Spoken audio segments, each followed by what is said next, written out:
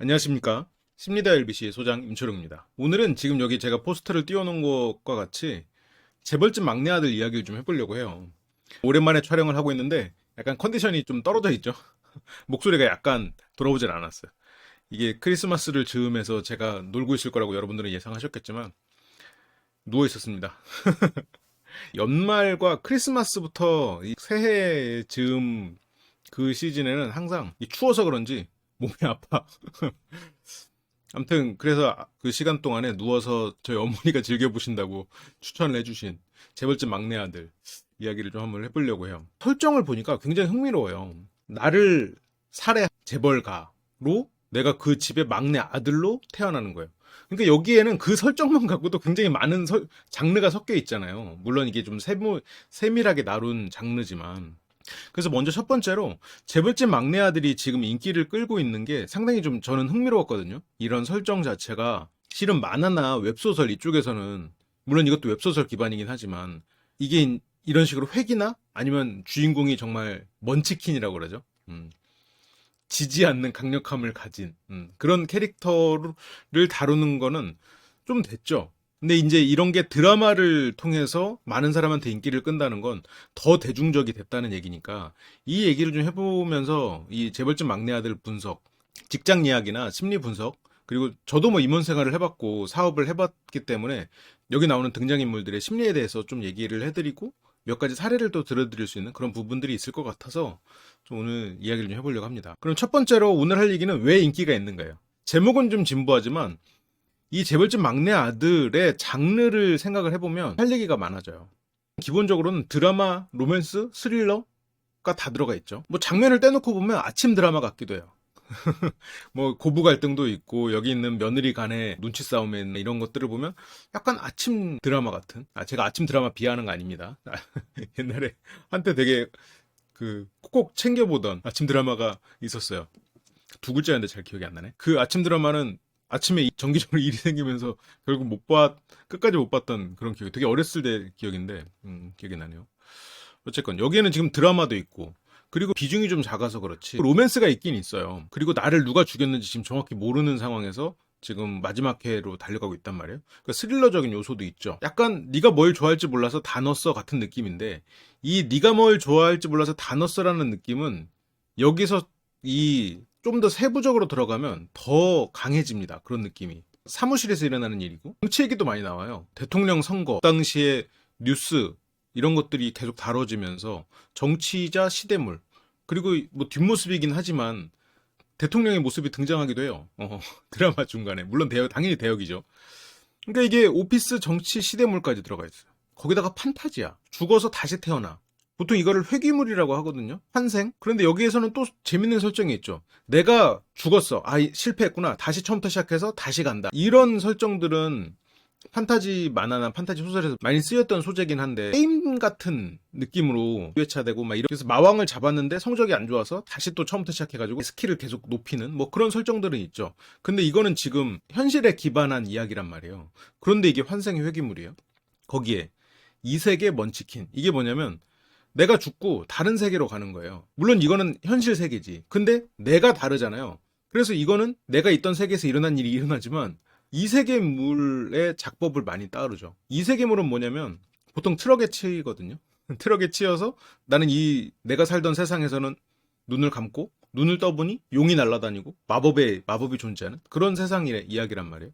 그런 이세계물과 맥을 같이 하고 있죠. 난 죽었는데 눈을 떠보니 여기에 있는 모든 경제적 지식을 가지고 있는 미래를 알 수 있는 경제적인 미래를 알 수 있는 과거로 돌아왔어요. 완전 먼치킨이죠. 가장 강력한 힘. 제가 지금 장르를 얘기를 한 게 왜 그러냐면 우리는 이 드라마를 보면서 그 생각을 해봐야 돼요. 지금 이 드라마가 주는 게 뭘까라는 거. 세 가지로 생각을 해보면 일단 시대의 욕망과 많이 맞물리죠. 시대의 욕망이라는 거는 일단 뭐 이생망이라고 하죠. 이번 생은 망했어.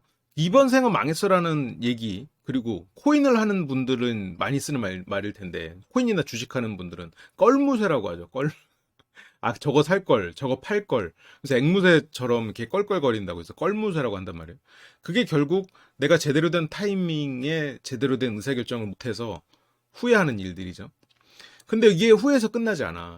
내가 그걸 한번 실수를 함으로써 이 시스템 바깥에 있는 사다리를 타고 올라갈 기회를 놓친 거잖아요. 그러면 굉장히 이 시대는 불공평한 것 같으면서 어딘가 사다리가 존재하고 그 사다리는 건물 바깥에 존재해서 굉장히 위험한 사다리인 거지. 그게 지금 최근에는 코인이었고, 그리고 그렇게 하지 않으면 위층으로 갈 방법이 없는 거야. 근데 위층으로 괜히 가려고 건물 바깥에 사다리를 타는 순간 강풍이 너무 심한 거죠.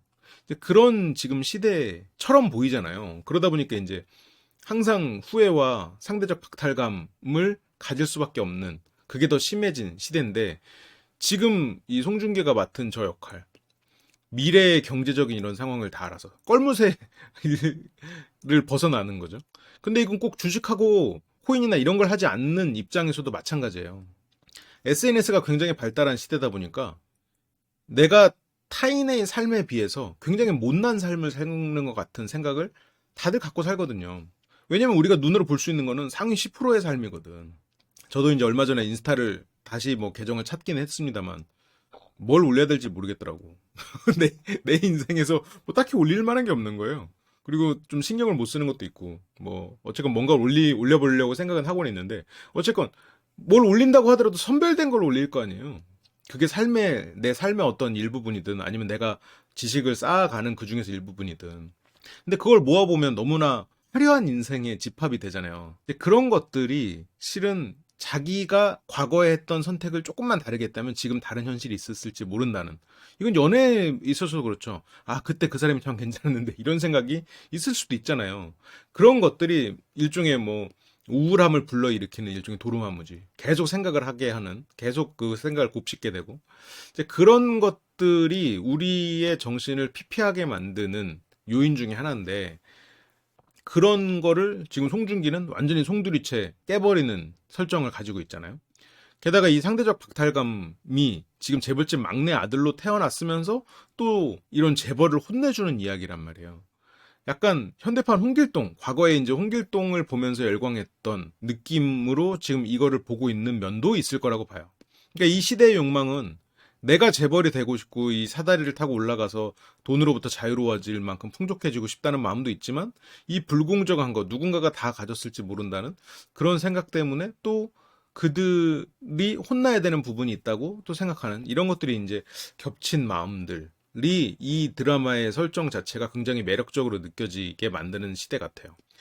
그리고 이 시청자 세대를 가지고 좀 얘기를 하고 싶은데, 지금 시청자 특성, 어쨌건 지금 소비를 주도하고 있는 MZ세대. MZ세대 얘기는 너무 많이 나왔긴 한데, MZ세대는 지금 막 20, 30대라고 생각하지만 실은 굉장히 폭이 넓습니다. 소비를 주도하고 있을 수밖에 없어. 그 범위가 넓기 때문에, MZ세대를 구분하는 범위 자체가. 근데 어쨌건 이 세대가 가지는 특성 중에 하나가 지금 이 재벌집 막내 아들로서 얘기가 되고 있지만, 이 전에는 그 해외 진출에서도 상당히 성공한 카카오 페이지의 거의 1등 공신, 웹툰, 웹소설로 해서 1등 공신 중에 하나가 나 혼자만 레벨업이라는 거거든요. 그러니까 이 세상은 고정돼 있고 나 혼자만 계속 성장해 가니, 이것도 먼치킨이죠. 이 세계는 아니지만 이 세계물 특성을 가지고 있죠. 이런 먼치킨물들이 전개가 시원시원해요. 고구마를 먹고 싶어 하지 않아. 그리고 이거를 통해서 사람들은 칭찬받고 싶어 하거든요. 그러니까 내가 고민하고 역경을 이겨내고, 그래서 그 역경을 이겨내는 과정에서 무언가를 깨닫고, 그러면서 또 나의 철학과 정의를 지키는, 이제 이런 스토리를 사람들은 보고 싶어 하지 않더라고요. 그냥 매화 무언가 승리가 있고 그 승리의 과정에서 칭찬을 받거나 아니면 인정을 받고 아니면 통쾌한, 그래서 그게 항상 이루어져야 돼. 주인공이 먼치킨인 이 세계물이 가지는 특성이죠. 이게 후회를 계속 하다 보면 계속 결국은 좌절 상태에 빠지거든요. 그리고 아까 말했던 것처럼 이런 시스템 밖의 사다리를 해야 한다는 생각은 불공정에 대한 생각이 들 수밖에 없고, 그래서 지금 많은 사람들이 좌절에 빠져 있고, 좌절은 우리에게 무기력을 불러와요. 좌절로 대표되는 일화가 뭐가 있냐면, 서커스 다니는 코끼리한테 발목에 밧줄이 묶여 있으면 코끼리가 도망을 못 간다. 그 얘기 아시죠? 제 책에 있으니까요.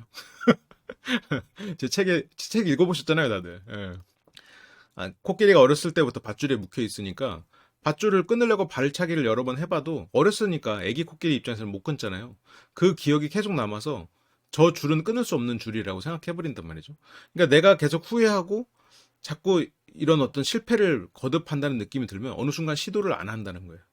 그럼 무기력에 빠져버린다는 거죠. 그리고 시스템 밖의 사다리를 몇 번 오르려다가 떨어지고 가슴 철렁한 경험을 했거나 아니면 그런 과정에서 실패를 몇 번 경험하면 이 불공정함에 대한 분노, 하지만 분노가 있어도 뭔가를 할 수 없는 이제 그런 일들이 이제 벌어질 수 있다는 거죠. 그래서 이제 그런 힘든 마음들을 한편으로는 지금 이 드라마 속에 인물이 좀 통쾌하게 날려주니까 그런 부분이 지금 이 시대의 시청자들에게 훨씬 더 즐거움을 줄 수 있는 것 같아요. 그래서 실은 우리가 이제 세대 갈등이 있잖아요. MZ 세대를 MG 세대라고 해야지.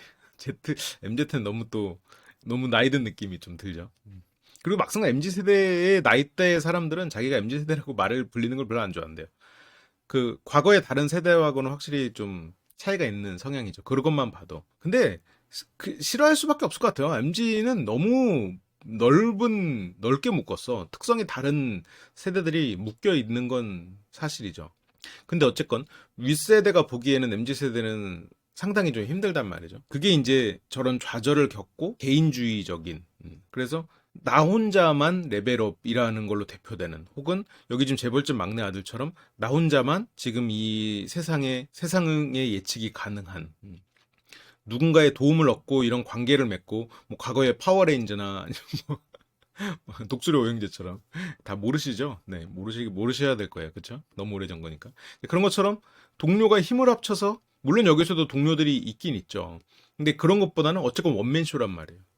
혼자서 자신의 철학을 한 번의 실패 없이 승승장구해 나가는. 그게 지금 이 세대에게 적합한 콘텐츠인 거죠. 그러면 이거를 역으로 생각해서 재벌집 막내 아들을 흥미롭게 보는, 그게 이제 대세가 된 시대라고 생각하면, 이렇게 새로운 세대에게 뭔가 협업을 강요하거나 기업의 헌신을 요구한다? 이러면 씨알이 안 맥히겠지. 그들 개인의 성장과, 그리고 누군가가 꼭 소통을 하지 않아도 뭐 간접적으로라도 협업이 될 수 있는 그런 시스템을 만들어 주는 게 뭔가 역량을 더 잘 발휘할 수 있는 그런 성향의 친구들이 지금 세대라고 볼 수도 있겠죠.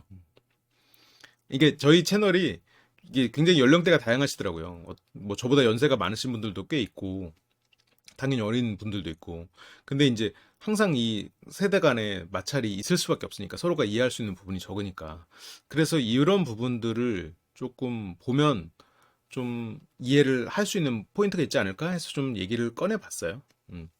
그리고 이 재벌집 막내 아들은 제가 주요 인물 몇 분에 대해서 좀 분석을 하면서 제가 경험했던 거나, 그리고 이런 심리에 대해서 조금 알려드릴게요.